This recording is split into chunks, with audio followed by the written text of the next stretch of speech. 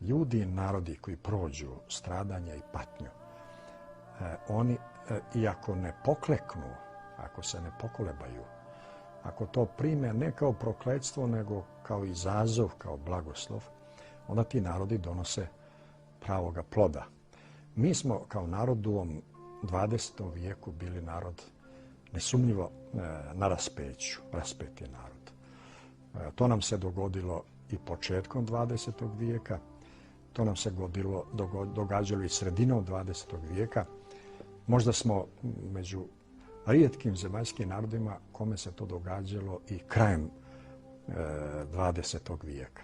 Ne treba izgubiti iz vida da je 2000 godina hrišćanstva Europa nažalost proslavila bombardovanjem jednog grešnog, ali ipak jednog drevnog hrišćanskog naroda kakav je srpski narod.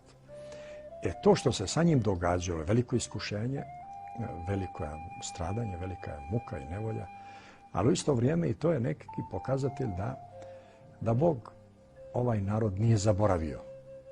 Sjećam se jednog sveštenika Rusa, jednog arhimandrita, oca Petra, koga sam sreo u Švajcarskoj negdje 60. godina. Ispričao je u besedi jednu priču o nekom episkopu aleksandrijskom i o nekoj pobožnoj hrišćanki koju on vidio kako neprekidno plače u crkvi. Pa je poslije crkve pita, je li sestro, što ti plačeš, šta je da ti nije kuća sagorila, djeca nisu bolesna, šta je sa mužem? Kaže, sve je u redu, kaže sveti vladiko. Pa zašto plačeš?